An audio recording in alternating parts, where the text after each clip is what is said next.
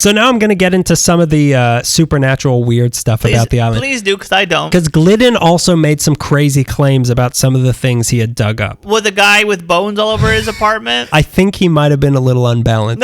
So he claims that he found a 138-pound soapstone bowl, which I think maybe he actually did. But he claimed that inside of the bowl were the bones of a royal Pimuvit princess that was clutching the edge of the bowl, peeking over the edge. And the bowl was surrounded by the bones of 64 children buried in 4 tiers below it. And then below that was the skeleton of a 7'8" tall creature with a spear stuck into his side. So Glidden claimed that... Are you drawing a comic? Like, what are you talking about? Is there even enough room? It's like when the Simpsons pans down from the second floor to the first floor. It's Glidden's Inferno. Glidden claimed that this was one of a race of the 7-foot-tall thing. He claims this is one of a race of giants who used to live on the Channel Islands that were all between 7 and 9 feet tall and were fair-haired and fair-skinned and were worshipped by the natives as gods, since many of these skeletons he claimed to have found were buried around similarly huge bowls. You didn't go to college. You don't know. Like, you're not an educated man. You don't need to go to college to know this. Yeah. This was so obvious. It's so obvious that they were fair-skinned and had fair hair. By their looking bones at were white.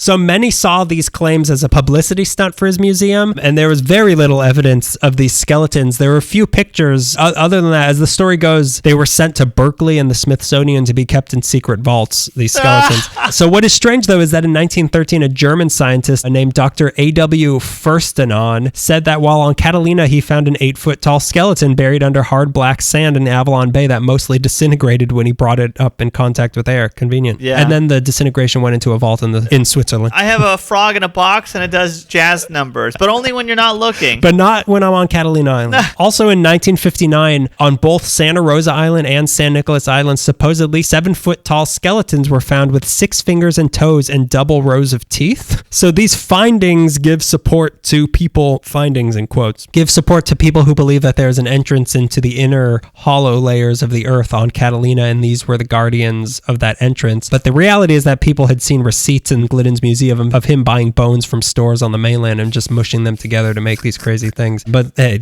conspiracy theories are fun. Yeah, no, it's a lot of fun to think about a big hole on Catalina. Don't just think about it. Go there. Take my tour of Catalina to the big hole. Have you been to the hole? Spend a third day there. Go to the hole. Oh, it's hole with a W. You're going to see everything. So in 1962, the Wrigleys bought his collection and gave over 50,000 artifacts and 30,000 teeth to the Catalina Island Museum, so they at least it stayed local. I'd like the bones of Glitman to put around my Glitman. Give me the bones of Jiminy Glick. 200 of these skeletons that he found are now in possession of the Fowler Museum at UCLA. Oh, okay. That's close. Yeah, we could go see those. We could mush them. We could go check those out. If you'll indulge me a little further into the supernatural folklore of the island, here we go. Catalina is also considered to be a hotbed of UFO activity. Okay. The first major one happened on July 8th, 1947, not even a week after the events at Roswell, when at 1 p.m. hundreds of people saw 6 discs flying fast from the northeast over Avalon, then over East Peak. They flew in 2 sets of 3, and as estimated by some Army Air Corps veterans that saw it, they were going 850 miles per hour. That's weird. Then on April 15th, 1966, at 9:45 a.m., a silver disc flew through the sky at around 170 miles per hour. This was explained as a weather balloon. Sure. It's always a weather balloon. I've never even seen a weather balloon. Are they real? I would be just as excited. So then on January 26, I believe 1980, a pilot named Noah Felice was having lunch with his cousin when his cousin told him that he had some thyroid condition and he only had 5 months to live. So Felice decided they should fly to Las Vegas right then and there. So they took, there's only one cure. And their name are Siegfried and Roy. Take one every 6 hours as necessary. Call me in the morning. But I won't answer because it's Vegas, baby.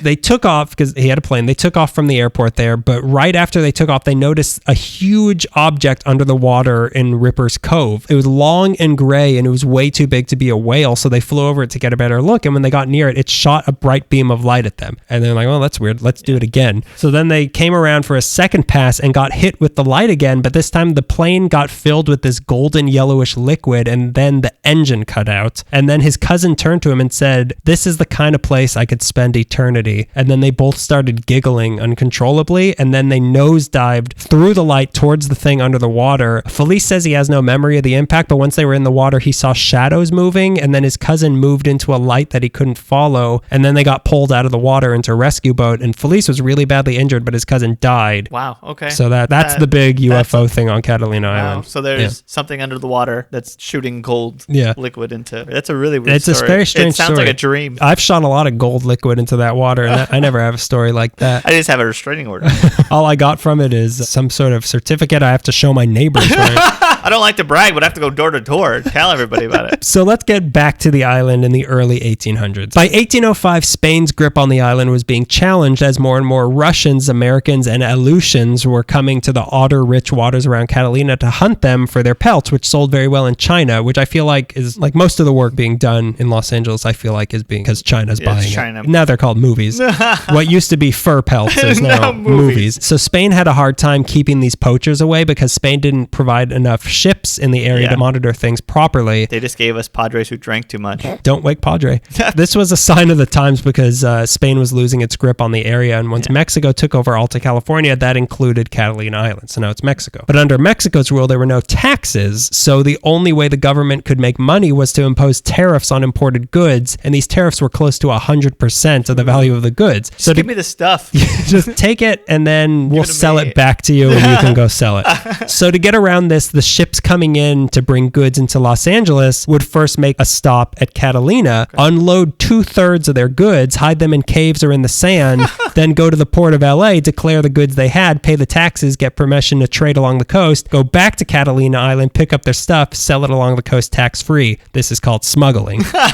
Smuggling 101. Classic smugglers. So Catalina became a smuggler's cove. Eventually, there were even warehouses set up blatantly on the island to house these soon-to-be illegal goods. One such place was Bradshaw's Fort, which was built in 1827, where Avalon now is, and it stood until 1886. It made the island a smuggler's paradise. It was Maz Kanata's...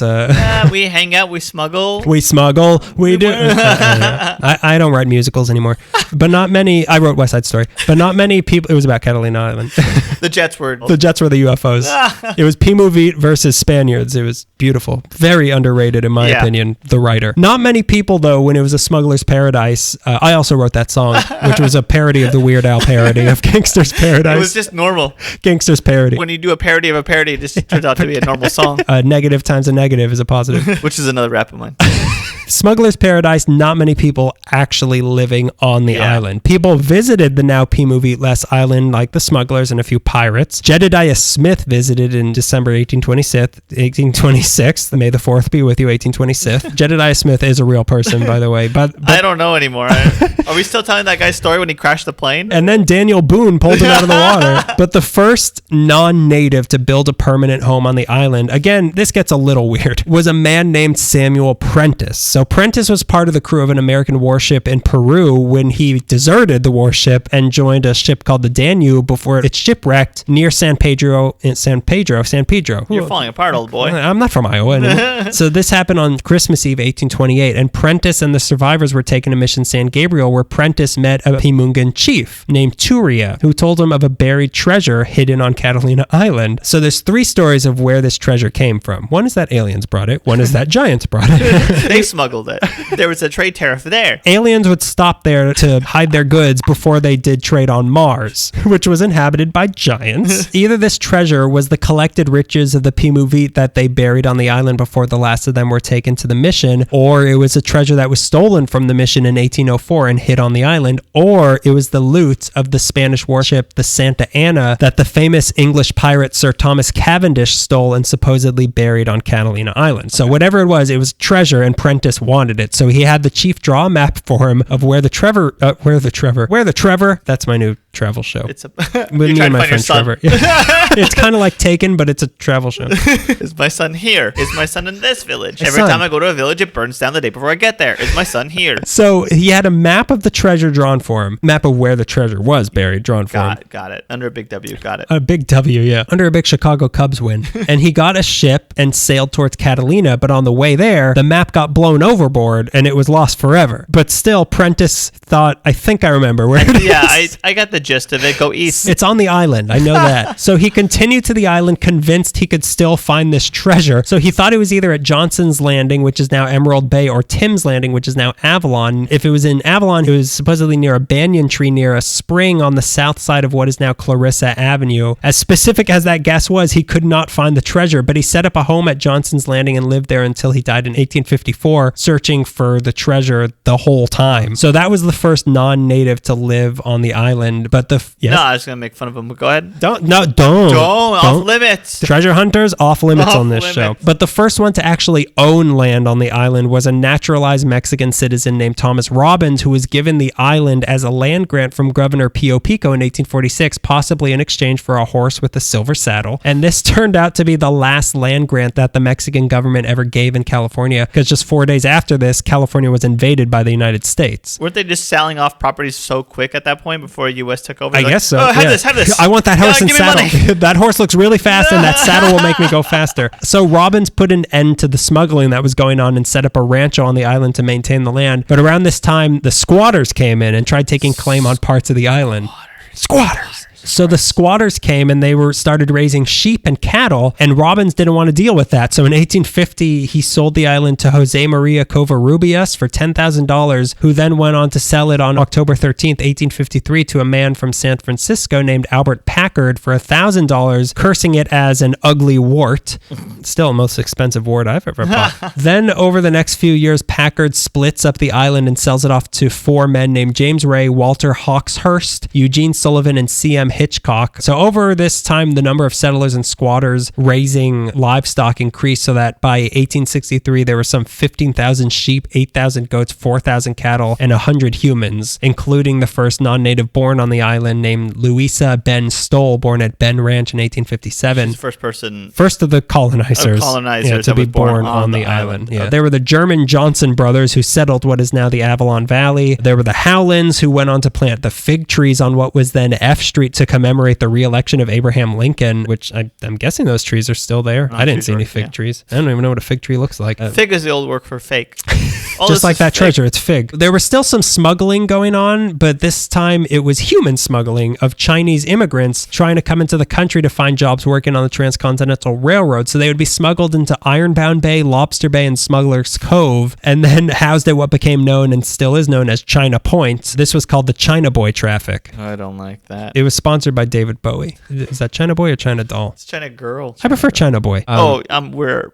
What do you mean? What are you playing? So the most exciting days on the island at this time, other than China Boy days, were there was Election Day and Sheep Shearing Day. Those were the... Sheep shearing, like cutting their fur off? Okay. Yeah. Gather around. Bring all 15,000 of your favorite sheep. But half of the people living on the island, though, were miners. Not underage people, miners. Because Catalina had a little false gold rush. It was fig gold. This gold's fig. In the early 1830s, a man named George C. Yunt was on an otter hunting expedition aboard the Refugio, which we've actually talked about that boat before. Familiar. It was the first schooner built in Los Angeles and was built by our old friend William Wolfskill. Oh, that's right. This is what it came to do. So they came to the island, and Yunt discovered what he called a ledge of gold-bearing quartz. But when he came back to the island after the expedition to try to find some gold, he couldn't find that ledge again. What is it? People get turned around on this 2-mile stretch of land? It's lost, man. So he came back 3 times over the next 20 years, but he never found it. But then in 1863,